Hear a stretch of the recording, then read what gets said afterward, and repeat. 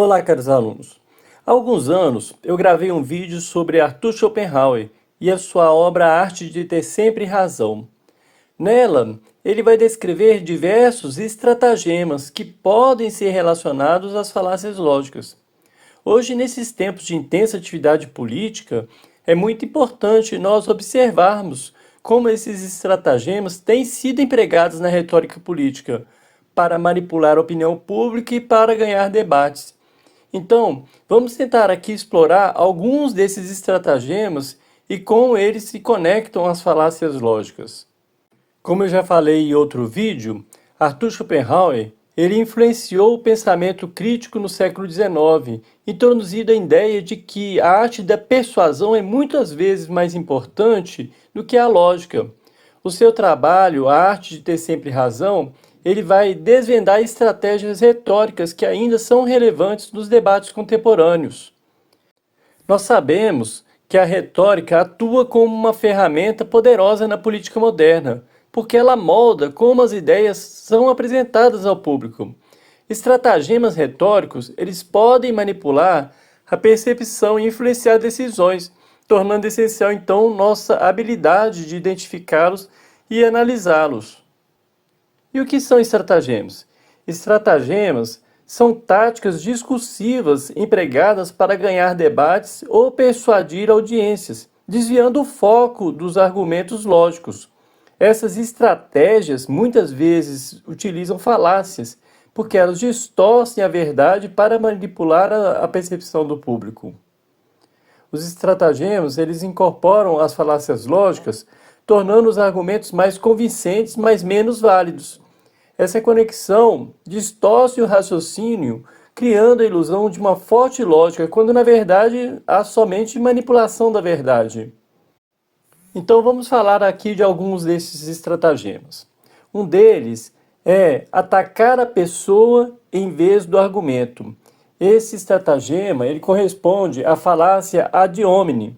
Essa falácia ocorre quando se desqualifica a posição de um oponente com base em características pessoais, em vez de abordar o conteúdo do argumento. Um exemplo disso pode ser observado, por exemplo, em um político que diz: como você pode confiar nas propostas do meu oponente? Ele está envolvido em escândalos.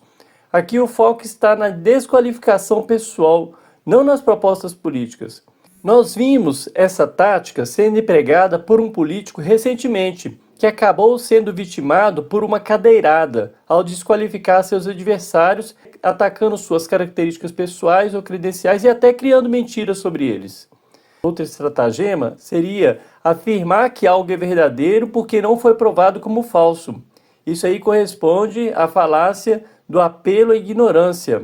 Essa falácia, ela ocorre quando se usa a falta de evidência como prova da veracidade de uma afirmação. Um exemplo claro seria, ninguém conseguiu provar que extraterrestres não existem, portanto eles devem existir. Essa afirmação ela ignora a necessidade de evidências concretas, porque ela valida uma teoria a partir da ignorância do fato. Isso pode ser utilizado por um candidato, tanto no sentido positivo quanto negativo. Eu poderia dizer, ninguém conseguiu provar que a corrupção não existe em um governo, então devemos assumir que todos os atuais políticos são corruptos.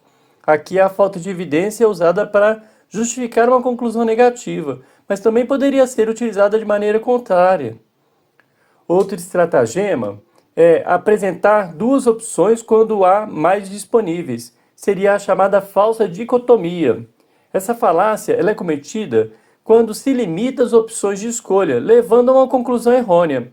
Um exemplo seria um político que diz, ou você apoia a nossa proposta ou você está contra o progresso.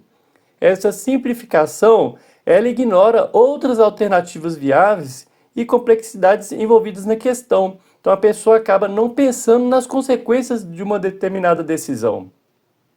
Outro estratagema é usar apelos emocionais para convencer. O apelo à emoção é sempre utilizado na política.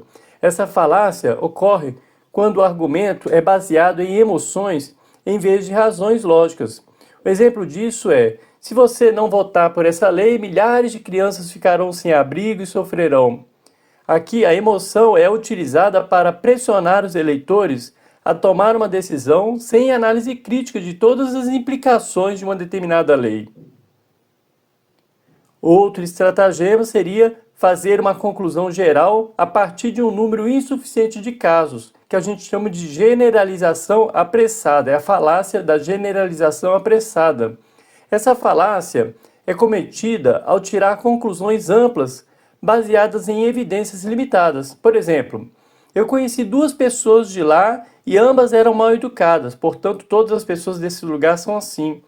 Essa generalização, ela ignora a diversidade e a complexidade das experiências humanas.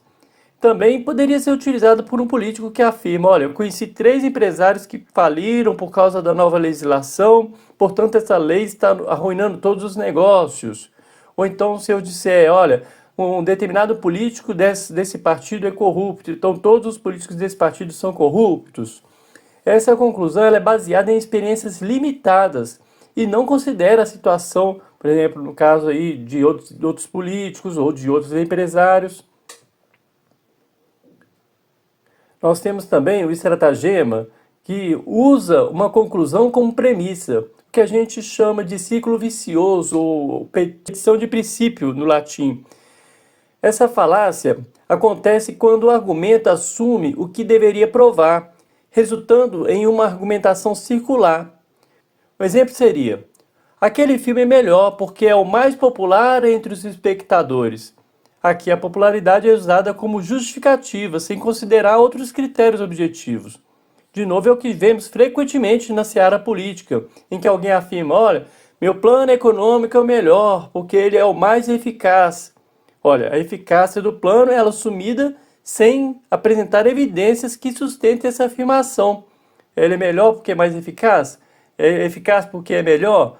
Afinal, é um ciclo vicioso, né? Outro estratagema seria utilizar a opinião de uma autoridade como prova, que a gente chama de apelo à autoridade, o argumento ad verecundiam.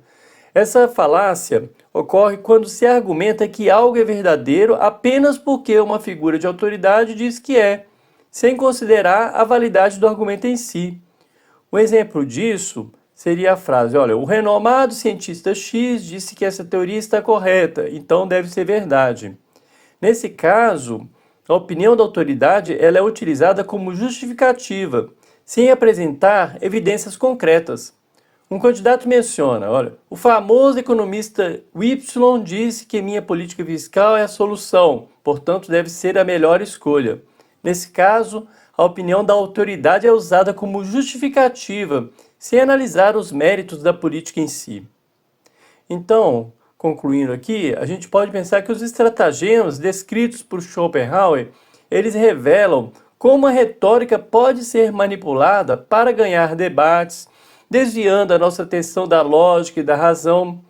E compreender essas correlações entre os estratagemas e as falácias lógicas nos permite participar de diálogos mais racionais e construtivos.